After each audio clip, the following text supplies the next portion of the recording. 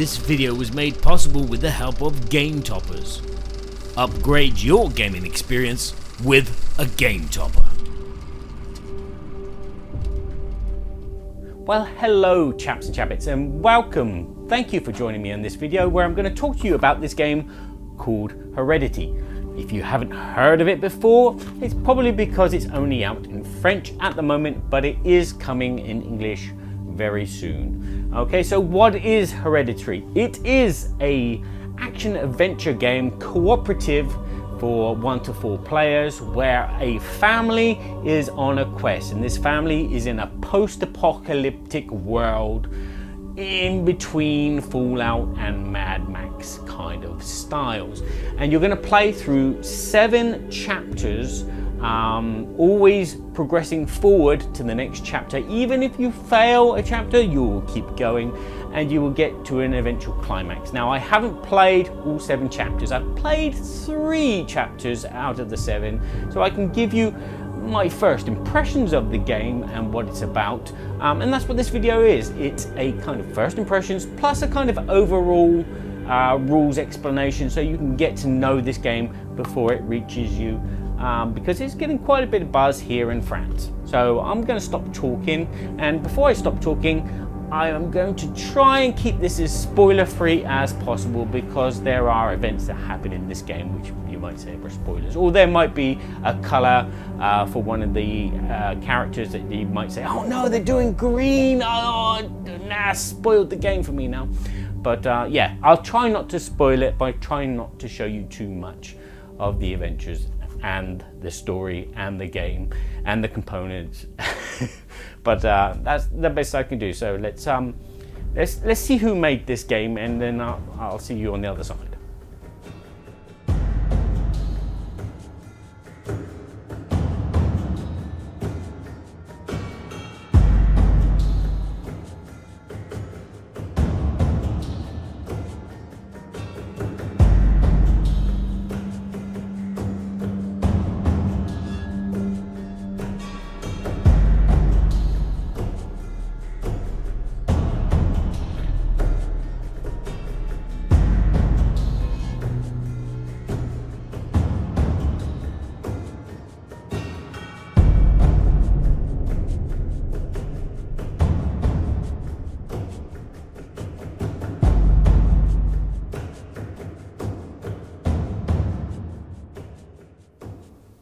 So it's a co-op adventure game, very much action point orientated, where players will have 3 actions that they can do for each character.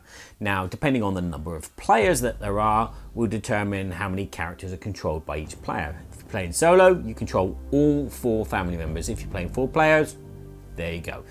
3 players is the only thing which might be a bit janky for some people, because 1 player will have to control 2 players. Each of the 4 characters are a member of a family, and they are on a quest. And each member of the family comes with 3 cards. On these cards, you can see the actions that they can do on their turns. For example, this character here, Maeve, can walk. She has 3 spaces for walking, so spending an action point on a walk will allow her character to move across the map 1 space. Again, this action is not primarily for walking. It can be used to kick an opponent or an enemy, and this will do 1 point of damage. If you look carefully, you can see that some of these walking spaces have hearts on them. If at any time you take damage from that character, you will use these spaces and cover them over with damage tokens.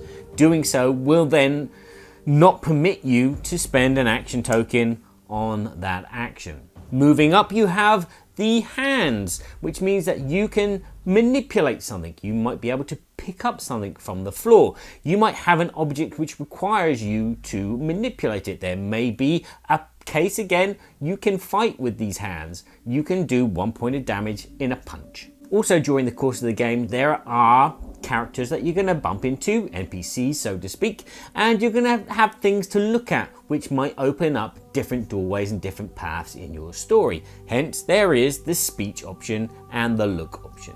Now, as I've mentioned, during the course of the game, you might take some damage, meaning that you will have less actions to take on your turn because they'd be blocked by a damage token.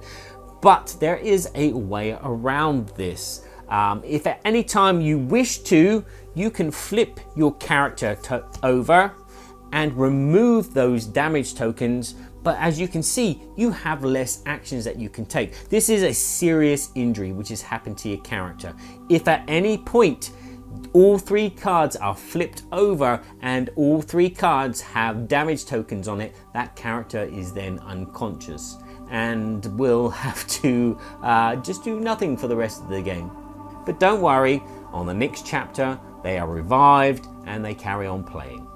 On the edge of these cards are anchor points which you can attach equipment to, so for the head, the body and the feet, and there are also some items that you can pick up and you will attach them anywhere that you wish. These items again have spaces which again, for using them you spend an action point to use, and again some of these have hearts on them, which means that they can take the damage which you don't want to take personally onto your body. So a nice facet about the action point system is the fact that it's not one player plays and then another player plays. These actions can be done in any order. For example, Maeve could spend 1 action point moving next to Brick where Brick is, and then Brick could spend 1 action point to take an item off of Maeve and put on himself, and then Maeve can then spend another action point to move away from Brick and carry on doing whatever she was doing. So a chapter, let's talk about a chapter. A chapter is a deck of cards which will be numbered from 100 to 199 or 200 to 299, but don't worry, there are not 100 cards per adventure, per chapter. There is roughly around half of that. Now you may be saying to yourself, oh, this is like the 7th continent or the 7th citadel. It's a deck of cards. But yeah, this deck of cards is in that regards like those games where it is all the narration is here, all the map is here, all the events are here, all the objects that you're going to pick up are here, but that's it. The game is totally different due to the fact you have the action points, you have your figures marching across, and sometimes you may have 2 different maps. You may have a zoomed out map and a close up map where you're going to be doing something else. And in the realm of card games, this is a bit like Deckscape, where you start from the top and you start reading and start going through the cards, and then you'll get to a point where you will start playing. You have all the narration, you'll have everything set up, and then you'll start playing and doing your actions per turn. The difference again here is that there is going to be a timeline. This timeline is going to be kept track of as you play. So you will start with your family card and you will perform your actions. When there are no more actions, this timeline token will move to the next card to the right. If there is no card to the right, it will go to the beginning of this line and start going down these cards. Some of these cards are events and will tell you bits of stories, and then they may flip and become a creature or an NPC. And then you can do things with them. Sometimes, a lot of these times, there are enemies and you will have to fight them. Whenever there's a fight involved, as I've shown you, you can punch or kick or use a weapon. When you attack, you have to take one of the 9 karma cards, which is a little deck, and there will always be 9, although they will transform during the course of the game. They may add a +1 to your attack, or they might do a choice. You can add 1 or -1 to attack, because again, these cards are used not only for your heroes when they attack, but also for the enemies when they attack. The timeline keeps the story advancing. It might be a case of it's pushing the characters to go in one direction due to the fact that there's something chasing them, or it might be a case of something is going to happen, like maybe the end of the day, and event tokens will be removed every time the timeline token goes onto that card. All of these cards are anchored and color coordinated and easy to find and match up pretty easily, which makes this quite a simple game to play. And that, my friends, is practically all of the rules. Now, the rule book does do a good job of segregating everything into different compartments, so if you forget how to attack in a group, it's easy to find. If you're unsure of what lines your characters can walk through or not, it's all explained here as well, and it's easy to find. The game comes with a load of small piddly tokens, which is my only complaint at the moment, which are very, very small to handle. So if you have big fingers, a bit of a problem. And these will be placed on the map whenever a tile comes up and a card comes up and it says, oh, there's something you can look at, you place a token on it, and then when you look at it, you remove that token. They get kind of lost, and I kind of wish they were bigger and maybe a red circle around them so they pop out so you remember that that's there. There are also these components that you can pick up, and components are like a currency of the game. They are used to pay NPCs for things if you wish to buy something off them. They are used to create things. They are used to upgrade things. You spend X amount and you can upgrade this shotgun a little bit more powerfully. There are character tokens for the NPCs that you are going to encounter, and they are nicely numbered to correspond with their character card when that comes up. These will be placed on the map and will react, and they have this kind of like chain of command of actions, very kind of programmable, but they're not they're already programmed. You just follow the line. Do they move next to an enemy, or if they're already in a space with an enemy, they attack. And there you go, that's a kind of overview of the game and how it plays. It is a puzzle game. It is a point and click game where you have to calculate your actions precisely. Each chapter has a beginning and an end, and it depends on what you do and how you get to that end is going to determine how much fun you have or how successful you're going to be to carry on to the next chapter. And as I said, if you fail a chapter, you still play the next chapter with what you have. So eventually you're going to get to the end of the game and then see what happens at the end of the game. Will you come back to the game and play it again? Is it replayable once you know it? I would say yes, possibly it'd be replayable 2 or 3 more times because there is different things that you can do. It's kind of open, but as I said, this timeline is going to push you in a direction and try and get you to the goal and try and keep you away from the major threats which are happening. The storytelling in the card also do that as well. There's these event cards which say, oh, there's a sound of distant thunder. And then when the timeline comes back round to that card, you flip that card and it tells you, oh my god, there's a big storm on top of you, your walking now takes 2 actions just to move 1 space or whatever. I'm just making that up, that's not in the game. So there are all these verbal clues of what to do and where to go, and it is just a case of you maximizing your actions to do the best thing.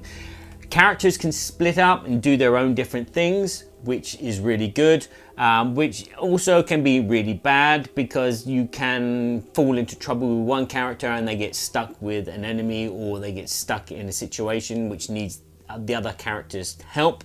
Another nice thing is that the map, sometimes when you're exploring from one card to another, it opens up and makes a space bigger so you can traverse the map very, very, very quickly. There are cards in the game which are specific to characters, so when this card comes up, that player who's playing that character reads the text, which is a nice idea. There are also some cards which are like thoughts for the characters in the world, and these cards will be attached to your character, and if a certain circumstance happens, then you will flip that card and there will be some kind of compensation or consequence depending on what that thought is, which is very nice as well. So it builds a bit of character development into your character. Now all the cards are double-sided, so this is like maximizing the efficiency of a card. An object might be double-sided due to the fact that it's upgradable, or maybe that there's a bit of story that goes with that object, which is... And also the map as well. There are cards that flip because events will happen which will maybe destroy a zone or block a zone or something else, which is really, really enjoyable. The world kind of evolves around these characters. So there you go, there's a few thoughts, feelings and rules for the game Heredity. I'm probably forgetting loads of things because my brain is like that, and I'm probably missing things because I haven't played all of the 5, not 7, but 5 chapters of this game. Yes, this game is very tense, very thinky, puzzly kind of. adventure game with some action where you will be fighting or not fighting. It depends on how you play as well, because the game doesn't really encourage you to fight. There is a card which actually suggests not to, but that's totally up to you. That's probably another path for you to take. You're looking at about 2 hours per chapter, and each chapter so far that I've played is very, very different. You have the very fast-paced, intense opening chapter, then you have a very more slow back, go fetch quest, which could have some violence in it, but I never experienced the violence because of what I did. And then there's the third chapter, which is again another kettle of fish. So if that at all interests you, then look out for Heredity when it comes near you. Probably go and click a like or a subscribe on BGG to find out when it does come out in English. But there you go. Just thoughts and feelings about this game, which I can't wait to finish. And I'm probably going to finish it in English because I'm struggling with the French a little bit. But there you go. If you've liked this video, please give it a like. If you think you know someone that might like this game and not my mug, then share this video with them. And I'll say thank you very much for watching, and until next time, ciao for now, and remember to play nicely with each other, please. Just sitting at the table next to Felicia.